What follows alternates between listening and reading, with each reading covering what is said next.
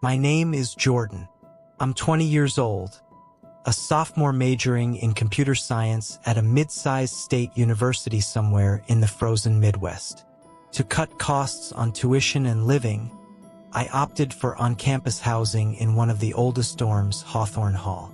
Built back in the 1950s, it's this massive, decaying brick monster with peeling paint on the exterior, narrow hallways that always smell like a mix of stale pizza, cheap laundry detergent, and that harsh industrial cleaner the janitors used to mask everything else. The fluorescent lights in the corridors flicker constantly, buzzing like angry insects, and the windows rattle whenever the wind picks up off the nearby lake, especially in winter, when sub-zero temps turn the glass icy to the touch. Our room is a typical cramped double. 2 narrow twin beds shoved against opposite walls, 2 battered desks squeezed in the middle with just enough space to squeeze past, a shared closet that smells faintly of mildew, and a small sink in the corner with a mirror that's cracked in one edge. No private bathroom, we share communal ones down the hall, with showers that alternate between scalding hot and freezing cold, and floors that are always suspiciously damp. My roommate is Ethan. We were randomly assigned as freshmen last year, and at first it was perfect. He's a biology major, quiet but easygoing, with the same dry sense of humor as me. We bonded over late-night gaming sessions, binging co-op horror games ironically, laughing at jump scares, midnight runs to the all-night ramen spot off campus, and venting about professors or awkward crushes. Similar schedules, similar tastes in music, mostly lo-fi beats for studying. We became real friends, the kind where you'd split the last energy drink or cover for each other with the RA. Nothing weird, nothing off, just normal college life. Until this semester, until about a month ago. It started so subtly I barely registered it. I'd wake up in the dead of night, bladder screaming, glance at the glowing red digits on my cheap alarm clock plugged in by my bed, and it would always be right around 3:30 a.m. Ethan's bed across the room would be empty. Sheets folded back neatly, pillow undisturbed, like he just slipped out for a minute. At first, I thought nothing of it. Bathroom break, maybe sneaking a snack from the vending machine in the lobby, or even scrolling TikTok in the hallway to not wake me. College kids have insane sleep patterns, right? I'd roll over, hit the bathroom myself, and by the time I got back, he'd be there again, breathing steadily under his covers. But after a few nights, I timed it. He'd be gone for exactly 26 to 30 minutes, every time, and when he'd return, the door would creak open so slowly, so deliberately quiet, that it sent a little chill down my spine even then. He'd slip in without flipping the light, navigate the dark room perfectly, and slide back into bed without a sound. Still no big deal, until the changes started. The morning after the first few disappearances, Ethan was different, subtly. He'd sit at his desk, staring at his laptop, fingers hovering over the keyboard but not typing. I'd ask, "Hey, you good, man? Rough night." He'd turn, flash a smile, but it didn't reach his eyes. The corners of his mouth stretched too far, too mechanically, like he was forcing the muscles into position. His eyes, usually bright blue and crinkling with genuine amusement, stayed flat, dead. "Yeah, just didn't sleep great," he'd say. I brushed it off. Midterms were ramping up. Stress makes everyone a little zombie-like. But it escalated. Every single night, I'd started staying awake on purpose sometimes. Lights off, eyes cracked just enough to watch. Pretending to sleep, heart thudding quietly under the thin dorm blanket. The clock would tick over, 3:33 a.m. exactly. I've checked my phone, the clock, even set alarms nearby. Always 3:33. and Ethan would sit up, not groggily, not with a yawn or stretch like a normal person waking, just bolt upright, rigid spine, head snapping forward like a marionette pulled by invisible strings. He'd pause for a few seconds, staring into the darkness, straight ahead, not at me, thank God, then swing his legs over the side, bare feet hitting the cold linoleum without a slap or shuffle. Silent. Then he'd stand, walk to the door with unnaturally smooth steps, and vanish into the hall, door closing with the softest click.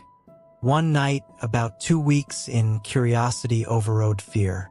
I waited until he left, counted to 100 slowly, then crept out after him. The hallway was tomb silent, the whole floor asleep. Dim red emergency exit signs and those flickering fluorescents cast long, wavering shadows that danced on the chipped paint walls. The air felt thicker, colder, carrying that faint bleach smell from the bathrooms. I tiptoed down the corridor, past rows of closed doors with faint snores or music leaking from some, peering around the corner toward the stairwell. Nothing. No Ethan. No footsteps echoing up or down. I even ventured downstairs. 28 minutes later, back in bed feigning sleep, I heard the door ease open. He slipped in like smoke. But this time, I watched through slitted eyes in the faint glow from the street lamp outside our window. He didn't go straight to bed. He stood at the foot of his mattress for a full minute, maybe more, completely still, head cocked at a slight angle, as if listening to a distant whisper. The room felt heavier, the air charged with something I couldn't name. Then he lay down, perfectly straight, arms at sides, covers pulled precisely to his chest, and didn't move again until morning.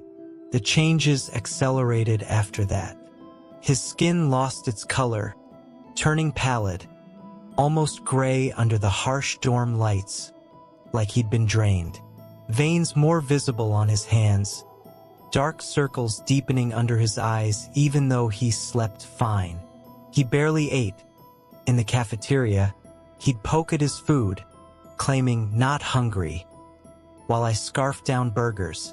His laugh, once genuine and infectious, became this hollow bark, timed wrong, like he'd studied videos of human laughter but missed the soul.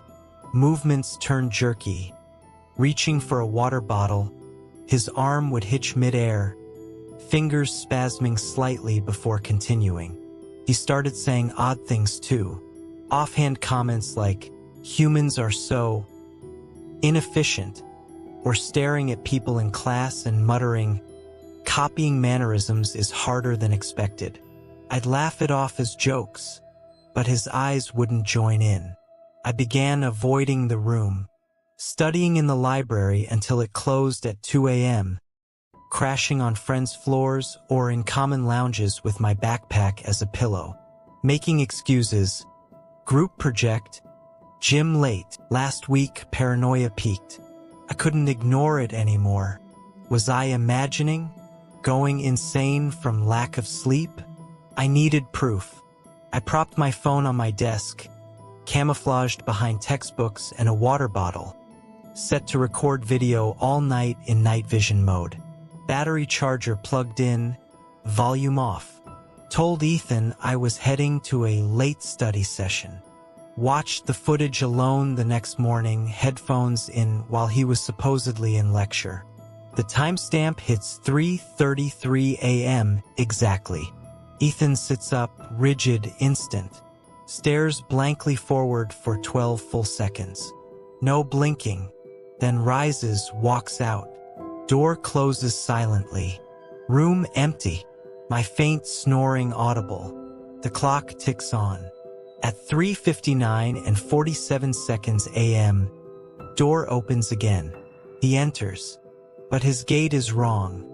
Shoulders unnaturally squared, neck tilted at an impossible angle, like joints not quite aligned. He doesn't head to bed. Instead, he glides to the sink mirror in the corner, stands there, inches from the glass, staring, for 7 agonizing minutes on video. Then he lifts his right hand slowly. The reflection delays, lifts a beat later. He tilts his head left. Reflection follows, laggy. He opens his mouth, testing. The reflection's jaw drops wider, teeth sharper, more numerous, glinting unnaturally in the green night vision. He forces a smile, my friend's old grin. The reflection mirrors it, but exaggerates, mouth stretching impossibly broad, eyes bulging black. I gagged watching, pausing and rewinding multiple times to confirm I wasn't He froze. Keyboard clicks stopping mid-word. Slowly, too slowly, his head swiveled. Not turning his body, just the head, rotating farther than humanly possible, vertebrae cracking faintly, until those black pit eyes locked on mine over his shoulder. The smile came then. Too wide, too many teeth. I don't go anywhere, he said, voice Ethan's but layered, echoing slightly, like spoken through a bad mic. I stay, observing, practicing. Practicing what? How to be him, flawlessly. The original is fading. Ice flooded my veins. What did you do to real Ethan? The thing smiled wider. He's inside, trapped, watching me wear his skin better each night. Soon he'll be gone. Silent. He stood, movements fluid now, perfected, and took a deliberate step toward me. Tonight, at 3:33, your turn to observe closely. It stings at first, but adaptation comes quickly. I didn't think. Grabbed my backpack, phone, charger, bolted out the door, down the flickering hall, past confused late-night studiers. Haven't returned to Hawthorne Hall since.